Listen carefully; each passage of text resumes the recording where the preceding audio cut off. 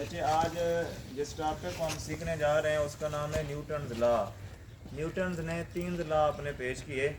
Newton's का पहला कानून ये था, न्यूटन ने कहा कि कोई चीज़ अगर रेस्ट हालत में आए तो वो रेस्ट में ही रहेगी, अगर कोई चीज़ हरकत कर रही है तो वो हरकत में ही रहेगी जब तक उसके ऊपर कोई फोर्स अमल ना करे। जैसा कि देखें, ये आपकी बुक है, आपकी बुक ये चेयर के ऊपर पड़ी हुई है। अगर ये पड़ी रहे तो ऐसे पड़ी ही रहेगी, रेस्ट हालत में रहेगी जब तक इसके ऊपर कोई फोर्स अमल ना करे। अगर कोई चीज़ हरकत कर रही है तो वो हरकत ही करती रहेगी जब तक उसके ऊपर कोई फोर्स अमल ना करे। इसको हम कहते हैं न्यूटन का फर्स्ट लॉ। न्यूटन का सेकंड लॉ ये है, अगर हम किसी जिस्म के ऊपर कोई फोर्स लगाएं, जैसा कि देखें ये बुक है, बुक के ऊपर हम फोर्स लगा रहे हैं, देखें फोर्स लगा रहे हैं। अगर हम किसी जिस्म के ऊपर हम फोर्स लगाएं तो वो जिस्म फोर्स की समत में हरकत करेगा। अगर हम किसी जिस्म के ऊपर फोर्स लगाएं वो जिस्म फोर्स की समत में क्या करेगा, हरकत करेगा। तो उस जिस्म की एक्सेलरेशन और फोर्स एक दूसरे के क्या होंगे, डायरेक्टली प्रोपोर्शनल होंगे। मतलब ये कि अगर हम फोर्स ज़्यादा लगाएंगे वो जिस्म ज़्यादा हरकत करेगा, अगर फोर्स कम लगाएंगे तो वो जिस्म कम हरकत करेगा। मिसाल के तौर पर ये चेयर है बच्चे, चेयर को आप ऐसे हरकत दें, इसको जिस समत में हरकत देंगे ये उसी समत में क्या करेगी, हरकत करेगी। ऐसा नहीं है आप इसको इधर हरकत कर रहे हैं, इधर फोर्स लगा रहे हैं तो चेयर इधर हरकत करेगी, ऐसा नहीं होगा। मतलब ये है कि किसी भी जिस्म को जिस समत में भी आप फोर्स लगाएंगे तो वो जिस्म उसी समत में क्या करेगा, हरकत करेगा।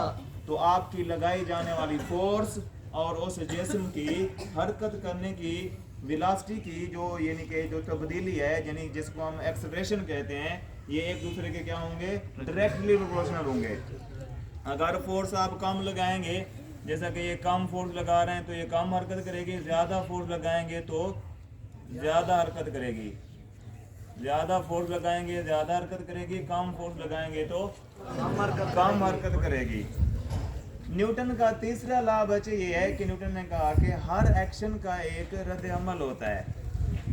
ठीक है जी, हर एक्शन का एक रद्द अमल होता है जो समत में बराबर लेकिन फोर्स में बराबर लेकिन समत में क्या होता है, मुखालिफ होता है।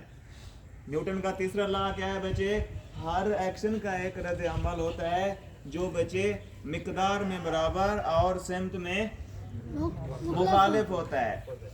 जैसा कि देखें ये गुब्बारे की हम मिसाल दे रहे हैं, इसको फिल करें बच्चे, आप खड़े हो बस।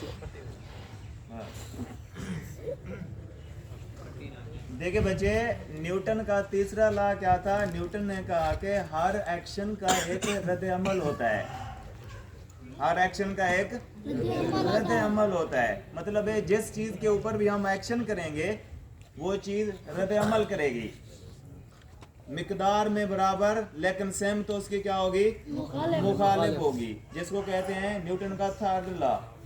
देखें जी, इस गुब्बारे के अंदर हमने क्या फिल की हुई है, हवा फिल की हुई है।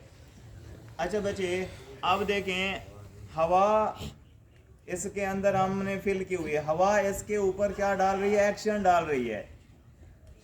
गुब्बारे के ऊपर, गुब्बारे की दीवारों के ऊपर हवा क्या डाल रही है, एक्शन डाल रही है, यानी फोर्स डाल रही है। जब भी हम इस गुब्बारे को छोड़ते हैं तो देखें हमने छोड़ा, हवा पीछे को निकली और